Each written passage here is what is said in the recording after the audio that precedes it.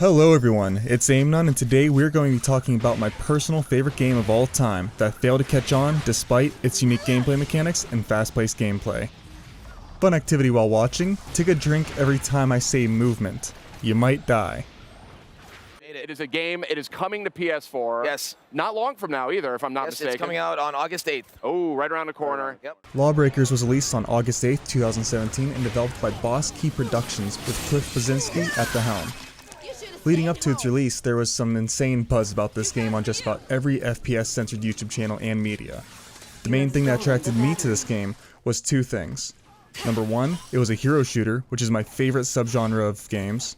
And number two, it was going to be free to play, because I'm a cheapskate. August 8th, $29.99, $39.99 if you want more skins. In my opinion, problems started to arise when Cliffy B did something dramatic that caused 16-year-old me to not even think twice about the game at first. He changed the game from free to play to a price tag of $30. I didn't get my hands on the game until mid-2018, after the game had been abandoned and made free to play until they shut down the servers.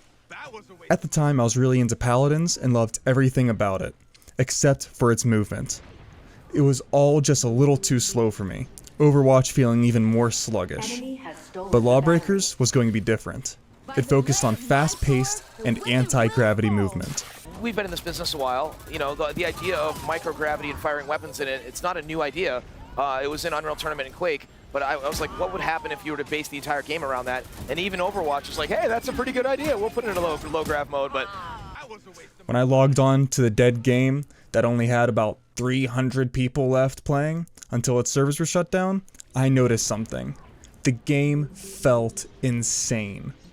Everything about the gunplay, and especially the movement, felt so natural and freeing. It made every other shooter in comparison feel like I was caged, not allowed to move to my full potential. Lawbreakers helped me see that potential. We look different, but also they're a character-based game with abilities that happens to be a shooter. We are first and foremost a shooter that then has characters and abilities. The movement still can't be compared to any other game in today's market. The gunplay may be able to be compared to games like Quake or Unreal Tournament, but the movement, that is what Lawbreakers did right. What they did perfectly, in fact. The marketing behind the game was terrible, and put most casuals like myself completely off of it. But if any one of the people who didn't give it the time of day would have just felt the movement, they would have changed their minds completely. I know I did. First 5 minutes of playing it, and I wish I purchased it at launch so bad. I would have paid $60 for how good it felt. I know there isn't a huge audience for this game, especially now. Most have forgotten about it once its servers were shut down, since it had no LAN play available or peer-to-peer. It was all dedicated servers, which means no one can play it even if it's downloaded.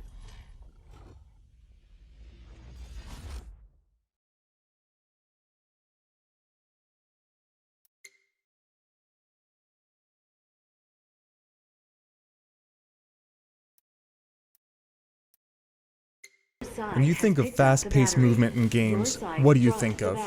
Apex Legends? Titanfall, with all the sliding and grappling? Call of Duty? After playing Lawbreakers, those all feel so sluggish, like I'm swimming in jello. Call of Duty, especially. I grew up on Black Ops 2, and I currently play Black Ops Cold War. Sure, it has some sliding and good gameplay, but I always feel so trapped in my movement. The thing that made the movement feel so fluid and freeing was the unique way they implemented the anti-gravity in the game, via anti-gravity zones in the map, where only certain areas of each map would have anti-gravity. One moment you're sliding and shooting like you're in Titanfall, the next thing you know, you slide into an anti-gravity zone flying into the air, free but in the open, making you have to change your tactics with how you go about the gunfight you're in. It may sound slightly annoying and complicated, but once you're in a match, it just clicks, and you feel so natural, as if this is how FPS games are meant to be played.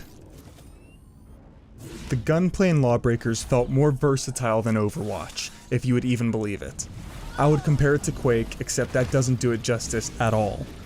Honestly, I still search for at the very least the same gunplay. I have yet to find something that even comes close to it. There is a fan making a quote-unquote remake of Lawbreakers that I'm holding out for, but he's just one guy, meaning it could all be years until I get to play it.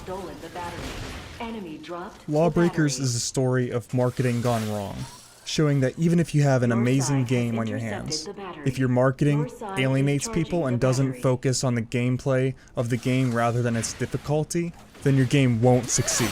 Announced that the game is coming to PS4, PC, but no Xbox, right? Yeah, and those Xbox fanboys are pretty salty. I'm in there, Especially the Xbox fanboys. If the game had stayed free to play and simply just implemented a battle pass system with skins to unlock and emotes, then in my opinion it would still be available today. Cliff was afraid of change, in the way that everything is going free to play nowadays. Even AAA devs are doing it.